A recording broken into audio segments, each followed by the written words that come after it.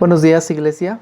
Vamos a comenzar el día de hoy nuestra reunión y lo primero que quiero pedirte es que me acompañes a hacer una oración. Oremos en este momento por nuestra iglesia, por nuestra vida, nuestra familia, por nuestra nación.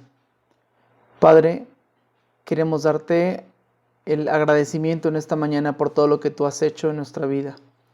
Todo lo que nosotros podemos expresar y cantar corresponde a tu presencia y a todo lo que tú haces a nuestro alrededor.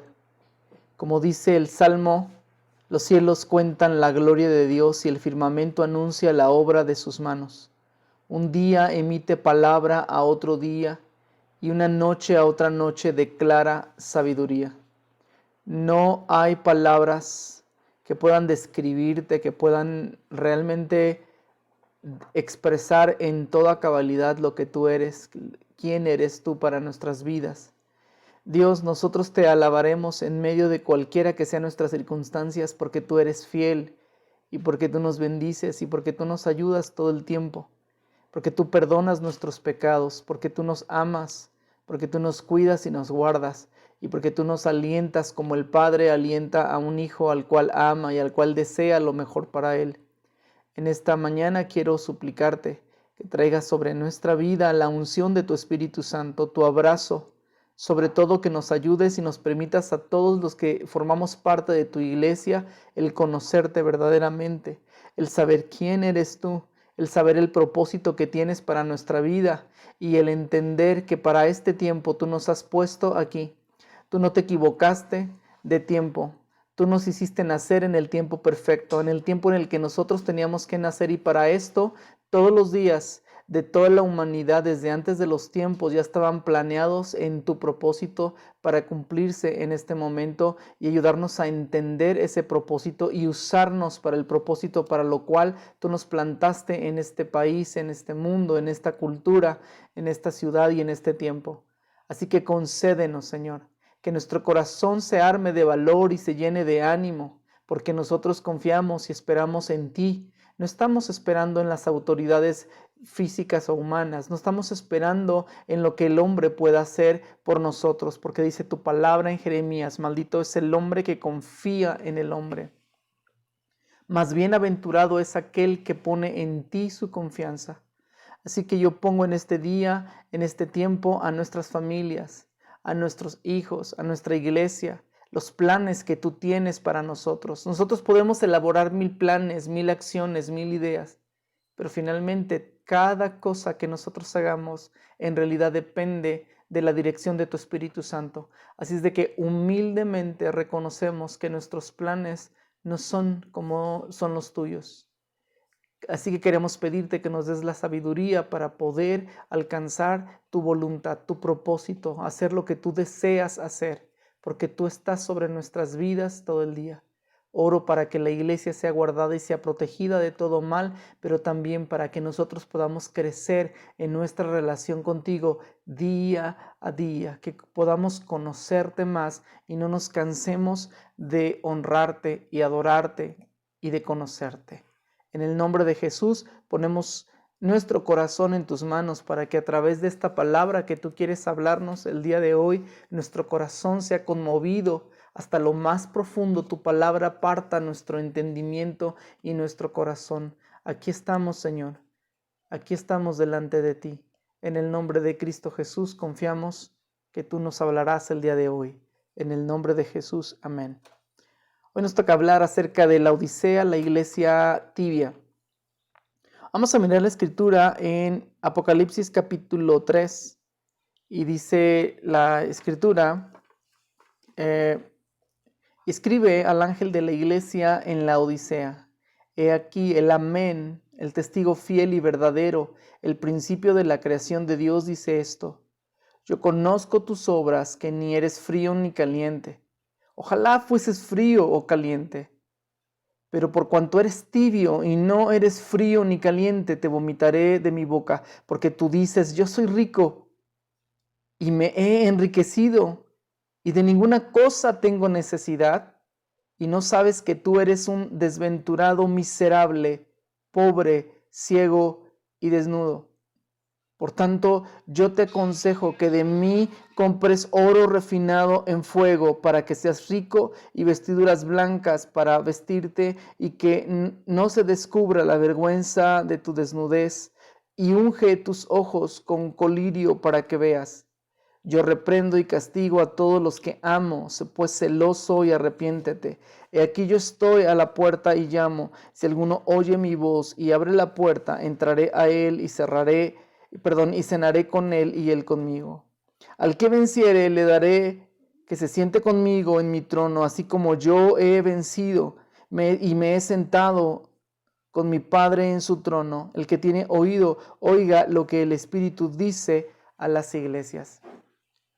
La iglesia en la Odisea era, como ya te mencioné en alguno de los temas anteriores, era una de las iglesias que dependía de la autoridad o del liderazgo de la iglesia de Éfeso. Éfeso era como la iglesia central y estas otras 6 iglesias habían crecido como parte del trabajo misionero de la iglesia de Éfeso, la cual fundó Pablo.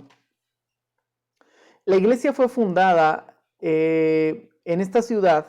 Y esta ciudad fue fundada por el rey Antíoco II Teos en honor a su esposa Laódice en el año 261 a.C. en la actual Turquía. Y esta ciudad era un punto de conexión, un punto de conexión de 2 importantes rutas comerciales de abastecimiento del Imperio Romano. Entonces, quiere decir que por esta ciudad convergían un montonal de comerciantes de muchos lugares distantes y hacían de la Odisea un lugar para llegar y era como un 4 caminos, por así decirlo, ¿no? Entonces, de ahí surgían o partían muchas rutas. Pero otra de las cosas que era interesante acerca de esta ciudad es que era una ciudad opulenta, llena de arte y edificios de estilo griego. Esta era una de las ciudades más decoradas, más bellas de la antigüedad. Y lo interesante también es que en esta ciudad estaba el sistema financiero de la antigüedad. Todos los ricos querían invertir dinero allí. Era como la Suiza o las Islas Caimán de la antigüedad en la que si tú invertías en esa ciudad era seguro que tú te ibas a hacer rico, ¿no? Y bueno, cuando el Señor le habla, cuando el Señor le habla al apóstol Juan y le dice, escribe al ángel de la iglesia en la Odisea, escribe al pastor que está en esa iglesia, escríbele al líder, al que está a cargo de mi rebaño, a mi mensajero, dile a mi ángel, dile a mi mensajero que entregue el siguiente mensaje. Y el mensaje que entrega es un mensaje realmente único, porque mira, esta iglesia de la Odisea, si tú escudriñas la Biblia, aquí en este texto que acabamos de leer, no hay una sola virtud que le haya sido resaltada. De hecho, es la única iglesia a la cual no se le encuentra alguna virtud por la cual alabarla, como no sé, sucedía en la iglesia Filadelfia, la iglesia fiel. Es increíble que incluso la iglesia hereje, ¿sí? La iglesia apóstata que era Tiatira, o la iglesia que no tenía una buena doctrina, que era la iglesia de Pérgamo, o una iglesia como la de Esmirna, que tenía demasiados problemas y persecución, pero había siempre algo que Dios tenía que decirle, algo bueno a estas iglesias, incluida, como te estoy comentando, la iglesia apóstata. Sin embargo, a esta iglesia no le son reconocida ni una sola virtud. Sin embargo, sí les son exhibidos o un mensaje de tibieza, de engreimiento espiritual, de no ser consciente de sus necesidades y de su pobreza y de su ceguera espiritual. En pocas palabras, esta era una iglesia que vivía ciega, era una iglesia ciega, era una iglesia que no entendía su realidad, que no entendía su tiempo, que no entendía su misión de vida, ¿no? Y esta iglesia representa en realidad la iglesia de los últimos tiempos. Es la última iglesia mencionada aquí dentro del libro de Apocalipsis. En cuanto al mensaje de estas 7 iglesias, esta es la última iglesia. Y en esta iglesia Dios le está diciendo, le está mandando un mensaje. Esta iglesia representa el cómo sería la iglesia de los últimos tiempos. Y la iglesia de los últimos tiempos, una de las características generales de las iglesias de este tiempo, son iglesias populares, satisfechas en sí mismas, superficiales, aparentes, con buenos recursos económicos, que no necesitan de mucho porque tienen todo lo necesario. Sin embargo, aquí la Escritura nos está hablando claramente de sus pecados y de las cosas que nosotros tenemos que aprender de esta iglesia. Y hay algunos aspectos que vamos a tener que resaltar. Dice aquí el verso 15, nuevamente Apocalipsis 3:15, yo conozco tus obras, y eso se lo dice a todos. O sea, yo sé muy bien lo que tú estás haciendo, yo sé muy bien cómo estás por dentro, yo sé muy bien cómo vas caminando en tu vida. Y le dice, conozco tus obras, que ni eres frío ni caliente. Ojalá fueras frío o caliente, pero por cuanto eres tibio y no frío ni caliente, te vomitaré de mi boca. Un vómito es algo asqueroso, es algo que no puede digerirse, es algo que es inaceptable en nuestro cuerpo y que tiene que salir y ser expulsado, porque de lo contrario podría causarnos daño. Entonces, y aquí el ser tibio es algo que puede dañarnos espiritualmente, es algo que puede ocasionar que nosotros seamos descalificados del reino de los cielos, que nosotros seamos echados fuera del reino de los cielos, que no alcancemos a entrar. Y este pasaje yo le llamo el camino de la indecisión, el camino de la tibieza. La tibieza no es otra cosa que la pérdida de la pasión por Cristo, por su reino y por su voluntad. La tibieza es cuando tú y yo no tenemos una definición muy clara, ni una decisión o una determinación muy clara de lo que significa ser cristiano y lo que Dios espera de cada uno de nosotros. Yo quiero hacerte una pregunta, ¿tú eres cristiano? Porque si tú eres cristiano, debes de serlo completamente. Porque mira, esta escritura nos muestra que no hay medias tintas en la vida cristiana. O eres cristiano o no eres cristiano. O confías en Dios o no confías en Dios. O eres fiel o eres infiel. Si somos creyentes en Cristo, debemos entregarle nuestra vida completamente. Él no podemos entregarle solo la mitad. No podemos entregarle o rendirle solamente un área y las demás no. No podemos entregarle a Dios solamente el día domingo de nuestra vida y pensar que los otros 6 días de la semana los vamos a vivir sin Él. No podemos entregarle a Dios solamente a nuestros hijos y a nuestra esposa, pero nosotros no. No podemos entregarle a Dios solamente unas cosas. Dios anhela y desea que nosotros le demos todo nuestro corazón. Así que no podemos entregarle solo la mitad, no podemos solamente, no hay cristianos al 70% o al 50%. Dice Lucas capítulo 14, el verso 33, así pues, cualquiera de vosotros que no renuncie a todo lo que posee, no puede ser mi discípulo. Y es que el mensaje de Cristo es una bofetada a nuestra realidad. Cuando Cristo nos está hablando, no nos está hablando suavecito en este caso, no nos está hablando para herirnos, sino esta palabra es una palabra de confrontación con la realidad. O eres o no eres, o lo entregas todo o no entregas nada. Pero no puedes decir que amas a Cristo, que eres cristiano, que eres creyente, pero haya áreas en nuestra vida que no confiamos en Dios. Eso no se puede. No hay entrega a medias, no hay fidelidad a medias, no hay cristiano a medias, o se es o no se es. El problema es que en algunas personas, algunos piensan que se puede estar en medio y la Biblia dice que eso es inaceptable. Eso es inaceptable. Dice la Escritura, el que es fiel en lo poco, lo es también en lo mucho. Y el que es infiel en lo poco, también en lo mucho lo es. Entonces no podemos ser medio fieles, o no podemos ser medio cristianos, o no podemos ser medio honestos, porque o se es o no se es. Si somos medios, no hay verdades a medias. Una verdad a medias es una mentira. y eso es un pecado. Una entrega a medias no es una entrega, es una retención, es un ocultar. ¿Qué importante es esto? Existe un refrán, un dicho muy popular, pero que tiene una verdad muy importante. Dice que la ociosidad es la madre de todos los vicios. O en inglés, te lo voy a traducir en inglés, este dicho también es popular. Del inglés al español dice que el diablo le encuentra trabajo a las manos desocupadas y ociosas. Y este es el caso de la Odisea. Porque la Odisea era una iglesia que tenía todas sus necesidades satisfechas, no le faltaba nada. Tenía dinero para comprar lo que fuera. Tenía todo lo suficiente.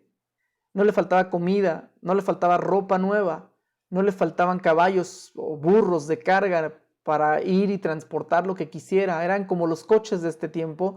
No le faltaban casas, no les faltaba provisión, no les faltaba diversión. De hecho, ahí la Odisea, como cualquier ciudad de la antigüedad que era importante, tenía su propio anfiteatro donde se presentaban obras teatrales, donde tenía un odeón. Un odeón era un lugar donde había canciones, donde era lo lúdico, se presentaban obras musicales, así como haz de cuenta el día de hoy la ópera, ¿no? Era una ciudad que tenía sus campos para gimnasio, que tenía sus lugares apropiados para su foro, su mercado, sus edificios de influencia griega y romana, ¿no? Entonces, esta ciudad estaba tan bien hecha que no tenía necesidad de nada, no carecían de cosas, vivían en el lujo, vivían en la opulencia, eran ricos. Y qué importante es esto, porque la Odisea fue fundada en una ciudad terrible, en una ciudad, como lo estoy mencionando, rica. El problema con la iglesia fue que se amoldó a la cultura de alrededor. Yo creo que hay que entender que si la iglesia está en medio de una ciudad o de una situación difícil, es porque Cristo quiere que ahí esté la iglesia. Muchas veces cuando yo me pregunto, bueno, Dios, ¿por qué me llamaste a Uruapan? Habiendo otras ciudades, habiendo otros lugares a donde yo podría ir. ¿Por qué estoy aquí? ¿Qué estoy haciendo aquí? Y algo de lo que Dios me ha dicho a mí y que seguramente tú lo vas a entender también es, este es el mejor tiempo. Tú y yo nacimos para estar aquí. Tú y yo nacimos para este día. Tú y yo nacimos para cumplir el propósito que Dios tenía desde antes de la fundación del mundo contigo y conmigo. Y tú y yo, el mensaje de esta mañana es: no podemos amoldarnos a nuestro entorno y creer que nuestro entorno determina nuestra vida, porque nuestra vida no se la dimos a la ciudad, no se la dimos a una pandemia, no se la dimos al diablo, no se la dimos al miedo. Nosotros nuestra vida se la entregamos a Dios y le pertenece a Dios, y todo lo que nosotros hagamos debe de ser para honrar el nombre de Dios. Pero a la iglesia, la Odisea, se le olvidó.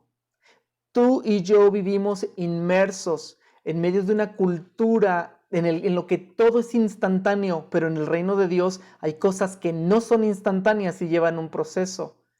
Tú y yo vivimos en un mundo de comunicación instantánea en el que tú envías un mensaje y en el mismo instante la otra persona lo recibe, pero eso no necesariamente construye relaciones. Tú y yo hemos sido llamados por Dios para construir primeramente una relación con Él que no es instantánea, sino que requiere tiempo, y también una relación genuina con las personas que nos rodean.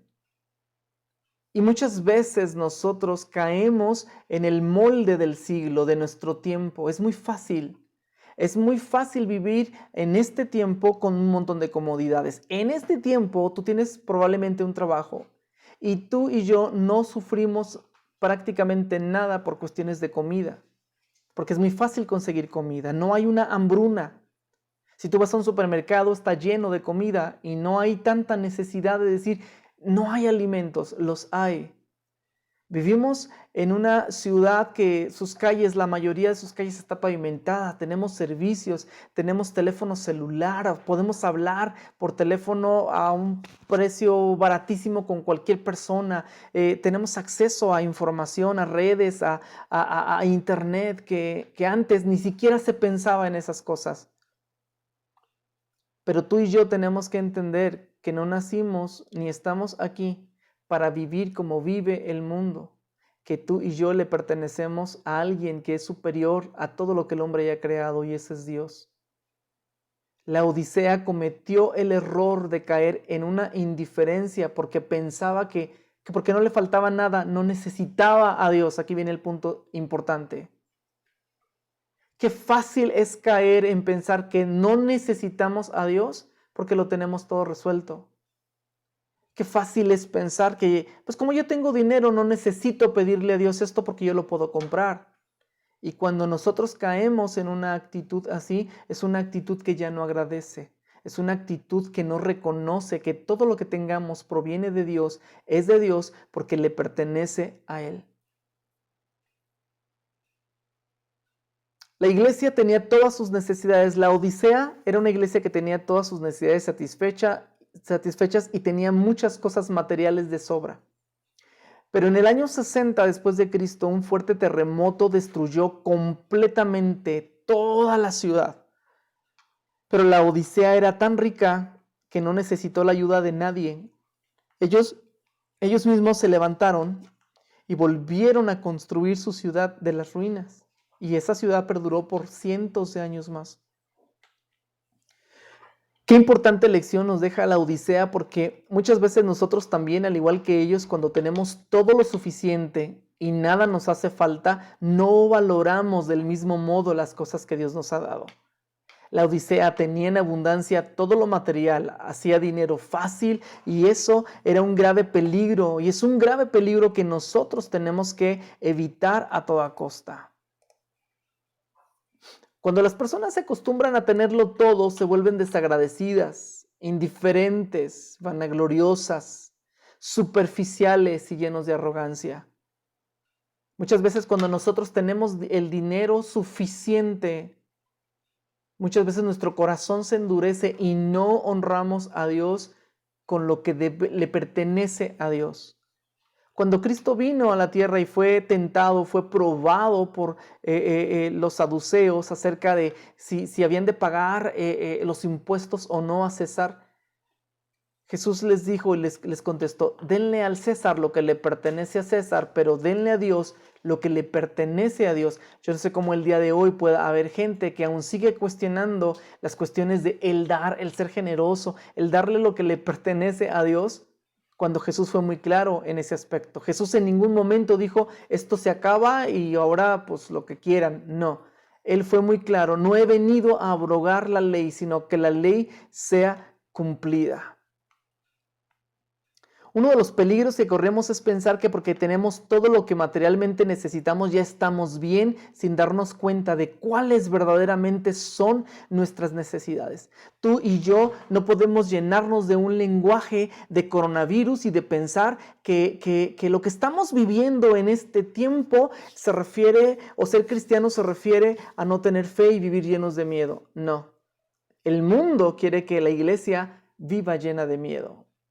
El diablo quiere que tú dejes de confiar en Dios. El diablo quiere robarte tu fe, tu esperanza, quiere robarte la palabra que ha sido sembrada en tu corazón. Pero ¿sabes qué? Por sobre todo coronavirus, por sobre toda enfermedad, por sobre toda necesidad, Jesús es Rey de Reyes y Él sigue siendo Dios. Y esa es mi confianza. Mi vida, mi salud, mis finanzas, mi familia, mi matrimonio, mi trabajo, mi persona no le pertenece al mundo ni a las circunstancias que me rodean.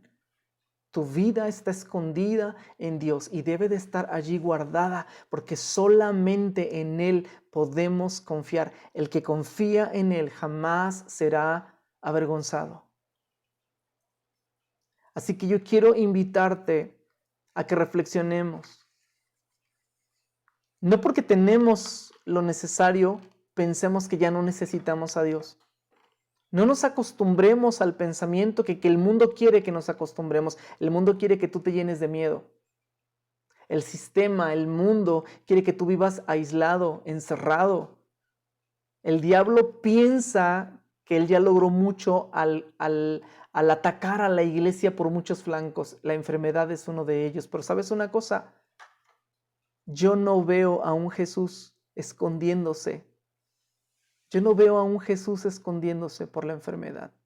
Yo veo a un Jesús levantándose en medio de la enfermedad, sanando a los enfermos. Y la Biblia dice que Jesucristo es el mismo de ayer, hoy y siempre.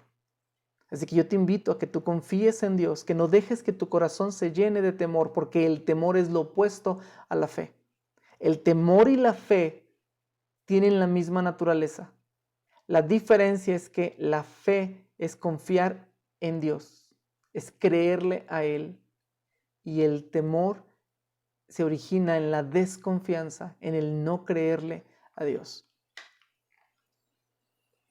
Dice la Escritura aquí en el verso 18, por tanto, yo te aconsejo que de mí compres oro refinado en fuego para que seas rico y vestiduras blancas para vestirte y que no se descubra la vergüenza de tu desnudez y unge tus ojos con colirio para que veas. Yo te aconsejo, dice Dios, que de mí compres oro refinado en fuego. Dice Apocalipsis 3:18 en la traducción del lenguaje actual, me encanta como dice aquí, por eso te aconsejo que compres de mí lo que de verdad te hará rico, porque lo que yo te doy es de mucho valor, como el oro que se refina en el fuego. Qué importante es que entendamos que las verdaderas riquezas no consiste en tener una casa, en tener un carro, en tener todo lo material, sino en hacer la voluntad de Dios, en honrarlo, en compartir lo que tenemos con los que tienen necesidad, en ser generosos, en ser agradecidos, en honrar a Dios. Oro refinado en fuego. Tenemos que aprender a comprar de Dios lo que de verdad nos hará ricos. Dice otra porción de las Escrituras que me encanta: haced tesoros en el cielo, donde ni la polilla ni el orín corrompen, donde no van a entrar los ladrones, en donde la economía no se va a romper. Allí es donde tenemos que estar echando nuestras riquezas. Y no estoy hablando del dinero. Estoy hablando de aquellas cosas en las que tú y yo tenemos que confiar y crecer en Dios y ser generosos compartiendo con otros su reino, su amor, su voluntad. ¿Qué es lo más valioso para nosotros? Lo que nosotros consideramos como más valioso es lo que vamos a darle en nuestro corazón, nuestra vida, nuestro tiempo, nuestro esfuerzo, nuestra atención. Un corazón que le da a lo superficial y a lo aparente la mayor importancia es un corazón que terminará tibio, vacío, carente, en pobreza espiritual. La segunda parte de este verso dice que yo te aconsejo que te vistas de vestiduras blancas. ¿Qué son las vestiduras blancas? Las vestiduras blancas representan la limpieza, una vestidura resplandeciente, sin mancha, sin arruga, para que no se descubra la vergüenza de tu desnudez. ¿Sabes una cosa? Yo antes pensaba que las vestiduras blancas era que teníamos que portarnos bien y hacer cosas buenas. Pero a través del tiempo yo me he dado cuenta que nunca podremos ser perfectos. De algún modo u otro, siempre terminaremos con un vestido manchado. Y una de las cosas que yo hago continuamente cuando ministro, cuando oro, es lavar mis vestiduras en la sangre de Cristo Jesús. Y por eso cada día yo tengo que ir delante de Dios y reconocer mis pecados, mis faltas, mis fallas, mis flaquezas, mis debilidades, mi inconsistencia. Y yo tengo que vestirme, ¿sabes de qué? De la gracia de Dios, de las vestiduras que solamente Cristo me puede dar, para que cuando yo llegue delante del Padre, llegue con esas ropas puestas, las ropas puestas de Jesús. Cuando nos ponemos ropa, no se alcanzan a ver todas las imperfecciones de nuestro cuerpo. Estoy seguro que tú has decidido darle tu vida a Cristo. Y cada vez de que tú reconoces que Cristo es tu Señor, eso es lo que los demás deben de ver en ti. Lo que los demás tienen que ver en nosotros son esas obras justas que le honran a Él, que le glorifican a Él.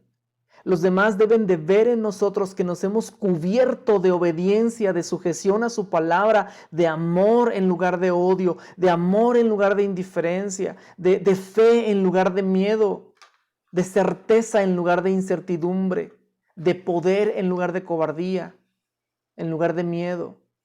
Yo no sé tú, pero yo quiero que los demás vean a Cristo reflejado en nosotros, que no vean nuestras fallas, y la manera de cubrir nuestra desnudez es que vean la ropa que Cristo nos ha puesto, una vestidura perfecta que no se basa en mí, sino se basa en Él. Yo prefiero que las personas vean y conozcan de mí, o que lo que ellos conozcan de mí sean las obras que glorifican a Cristo y las cosas que puedan dejar evidencia de Cristo en mi vida. Punto número 3. La tercera recomendación que dice Dios aquí es: yo te aconsejo que unjas tus ojos con colirio para que veas. El colirio era un medicamento que se usaba en la antigüedad para sanar algunas enfermedades que producían irritación, producían inflamación, visión borrosa, ceguera, entre muchas otras enfermedades de los ojos. Y este colirio se le ponía a las personas, y este colirio también se usaba porque, de hecho, en la actualidad, en algunos tratamientos médicos, el colirio se sigue usando porque el colirio dilata las pupilas, y eso significa que cuando las pupilas se dilatan, entra más luz y tú eres más perceptivo a todo lo que te rodea. Y qué importante es entender este concepto, porque fíjate que aquí nosotros necesitamos ver con nuestros ojos lo que Dios quiere que veamos en este tiempo de dificultad. Este tiempo de crisis, este tiempo de dificultad no es un tiempo de miedo, no es un tiempo de escondernos, o no es un tiempo de terminar como gallinas, ¿no? Cacaraqueando y corriendo a escondernos. No, yo creo que lo que Dios quiere es que veamos el tiempo que nos ha tocado vivir y que no vivamos conforme a este siglo, sino que vivamos conforme a la voluntad de Dios. Vistámonos en medio de la oscuridad de vestiduras resplandecientes que hablen del amor de Dios. En medio de tantas malas noticias, este mundo necesita buenas noticias. Y este no es tiempo para escondernos por temor, sino es tiempo para salir a cumplir la voluntad de Dios. Es tiempo para que el evangelio no consiste en palabras, el evangelio consiste en poder. Las autoridades han querido ponernos un límite muy estricto sobre nuestras reuniones en la iglesia. Las autoridades han dicho que un ministro de culto, por ejemplo, no puede tocar a las personas, no puede imponer sus manos, no puede orar por las personas, no se puede acercar a ellos. Tiene que haber 1,5 metros de distancia más o menos, etcétera, etcétera. Y mira, todo eso pues son indicaciones de ellos. Pero ¿sabes una cosa? Nosotros tenemos la autoridad que viene de parte de Dios. Y cuando nosotros imponemos nuestras manos sobre los enfermos u oramos por los enfermos, no somos nosotros los que les sanamos, es el poder de Dios y la voluntad de Dios en sus promesas. No podemos quedarnos en casa pensando que solamente así vamos a hacer algo. Es curioso. Las autoridades le están poniendo a las iglesias un montonal de requisitos para que puedan abrir y empezar a hacer reuniones. Requisitos que son ridículos. ¿En qué sentido son ridículos? No es que no sean lógicos. Lo ridículo está en que a la iglesia le ponen un montón de límites para reunirse, pero yo sigo viendo gente en los supermercados sin cubrebocas, gente caminando en las calles sin cubrebocas, gente reuniéndose en las plazas, en los centros comerciales, en el mismo centro de esta ciudad. Y curiosamente a la iglesia no le permiten reunirse. Nosotros tenemos que entender lo que dice las Escrituras, que es preciso obedecer a Dios antes que a los hombres. Y una de las cosas que dice también la Escritura en Hebreos es que nosotros tenemos que persistir en congregarnos. No dejemos de congregarnos, dice las Escrituras. Así que nosotros en la siguiente semana, el siguiente domingo, en base a lo que nosotros estamos leyendo, nosotros no podemos vivir encadenados a las cuestiones de este mundo. A lo que estamos en esta escritura que acabamos de leer, no podemos conformarnos, no podemos ser tibios. Tenemos que tomar una determinación, o somos cristianos o no somos cristianos, o confiamos en Dios o no confiamos en Dios. Este jueves 11 de junio tendremos una reunión de oración y organización para los líderes y voluntarios a las 8 de la noche en el Centro Cristiano. Yo espero, si tú eres voluntario, espero verte allí. Número 2, vamos a reanudar actividades como iglesia cristiana en nuestra reunión general el día domingo 14 de junio a las horas de siempre, a las horas que tú ya sabes. La única manera de salir de la tibieza es tomar decisiones recordando cada día el compromiso personal que cada uno de nosotros hicimos con Cristo al entregarle nuestra vida. No confiamos en un Dios de palo, en un Dios de madera, en un Dios que no oye o en un Dios carente de poder. Confiamos en un Dios que es todopoderoso, que todo lo puede y que puede guardar nuestras vidas. Así que dejemos de tolerar en nuestra vida la indiferencia, el pecado, la superficialidad y construyamos una iglesia que tiene una relación genuina con Dios, que le honra, que le adora en espíritu y en verdad y no de labios solamente. Yo creo que la iglesia después de esto tiene que cambiar y tiene que entender que su misión de vida no es solamente en el centro cristiano, su misión de vida está allá afuera. Si tú conoces a alguna persona que esté enferma, confía en Dios y haz lo que el Espíritu Santo te diga que debes de hacer. Porque nosotros tenemos al Espíritu Santo y tenemos ese poder sobrenatural que viene de Dios, que el mundo no le conoce porque no le puede recibir, pero tú y yo le conocemos y le hemos recibido. Así que yo te invito a que tú y yo actuemos con fe y con determinación, con cautela, sí, porque también la Biblia dice que no podemos tentar al Señor. Pero esto no procede de pecado, no procede para tentar al Señor. Esto tiene que ser hecho bajo el poder y la guía del Espíritu Santo. Así que yo espero verte el siguiente domingo en la iglesia a las horas habituales. Estaremos anunciando a través del grupo de WhatsApp las reuniones para que estés atento. Que Dios te bendiga y nos siga guardando a todos y la paz de Dios en nuestros corazones. Espero verte pronto. Dios te bendiga.